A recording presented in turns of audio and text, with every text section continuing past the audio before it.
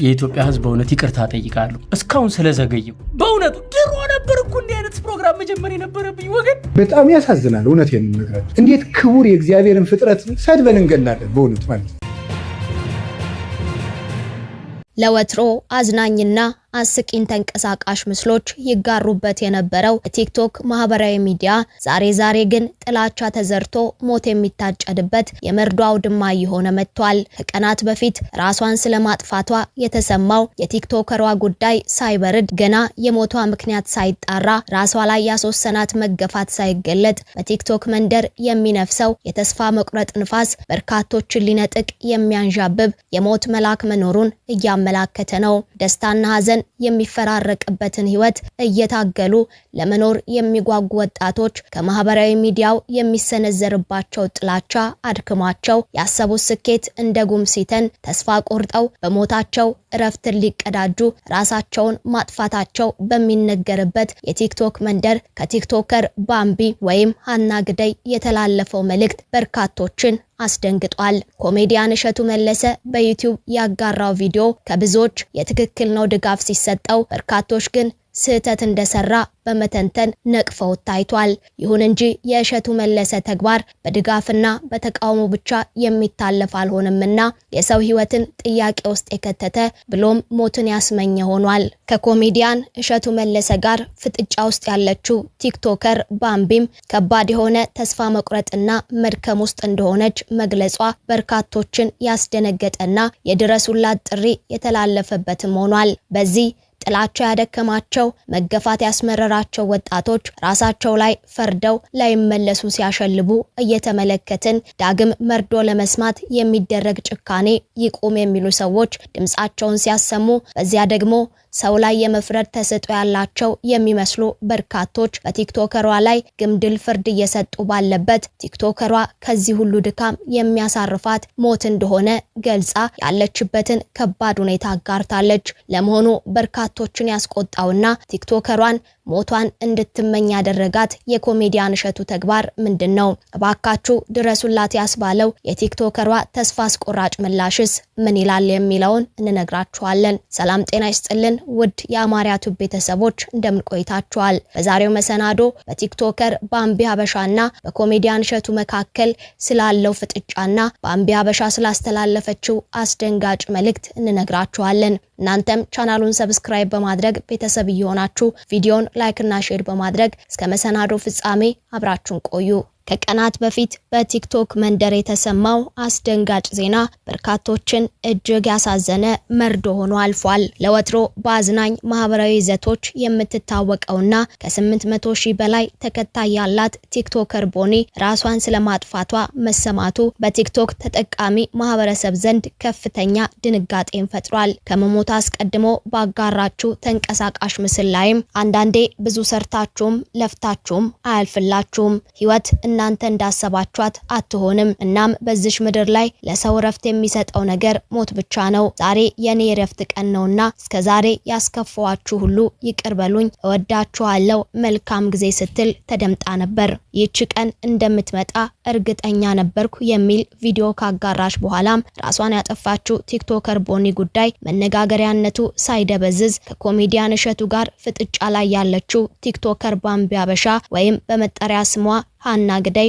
በቦኒ ውሳኔ መቅናቷን መናገሯ አስደንጋጭ ሆኗል። ከዚህ ንግግሯ በኋላም ባጋራችው ጽሁፍ ሞቷን እየናፈቀች እንዳለና ካለችበት ሁኔታ አምላኳ ጋር መሆን እንደሚሻል መግለጿን ተከትሎ ኮሜዲያን እሸቱ ላይ ከፍተኛ ማህበራዊ ቁጣ ተቀስቅሷል። በታዋቂው ኮሜዲያን እሸቱ መለሰና በወጣቷ ቲክቶከር ሀና መካከል የተፈጠረው ጉዳይ የማህበራዊ ሚዲያውን እያናወጠውም ይገኛል። ኮሜዲያን እሸቱ ወጣቷ ቲክቶከር የቅድስት ቤተክርስቲያን የገቢ ማሰባሰቢያ ዝግጅት መምራቷን በመቃወም በአደባባይ የሰነዘረው አስተያየት እጅግ አሳፋሪ፣ አግላይና ኃላፊነት የጎደለው በሚል በብዙዎች ዘንድ በብርቱ እየተኮነነም ይገኛል።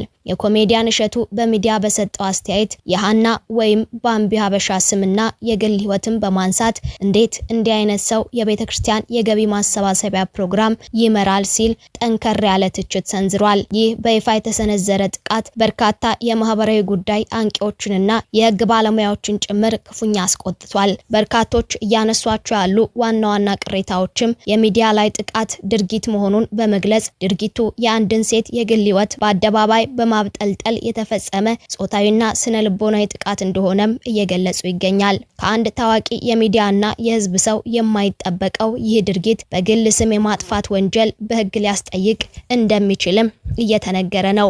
ማንም ሰው በንስሐና በበጎ ስራ ወደ እግዚአብሔር ቤት ሊቀርብ ሲችል እኔ ካልፈቀድኩኝ የሚል አይነት አግላይና ፈራጅ አስተሳሰብ ከክርስትና አስተምሮ ያፈነገጠ መሆኑን ብዙዎችም እየተስማሙበት ያለ ሐሳብ ሆኗል። ኮሜዲያን እሸቱ ለፈጸመው ስህተትም በአስቸኳይ ይቅርታ የማይጠይቅ ከሆነ ጉዳዩ የህግ መልክ ሊይዝ እንደሚችልም ታውቋል። ግለሰቧን በሚዲያ ፊት ማንቋሸሽና ስብዕናዋን መንካት ከፍተኛ የካሳ ክፍያና የህግ ቅጣት ሊያስከትል የሚችል እንደሆነም የህግ ባለሙያዎች እያስጠነቀቁ ባሉበት በማህበራዊ ሚዲያ በተለይም በቲክቶክ መንደር በምትሰራቸው ስራዎች የምትታወቀው ባምቢ ሀበሻ ወይም ሀና ገዳይ ሰሞኑን ከተለያዩ አቅጣጫዎች እያስተናገደች ያለችው ከባድ ትችት፣ ውግዘትና ጣት መቀሰር ወደ አሳሳቢ የስነ ልቦና ቀውስ ውስጥ እየከተታት እንደሆነ የሚገልጽ መልእክት አስተላልፋለች። ባምቢ በቅርቡም በስቶሪዋ ላይ ያጋራችው ጽሑፍ እጅግ አሳሳቢና ትኩረት የሚሻ ሁኔታ ውስጥ እንደሆነች የሚገልጽ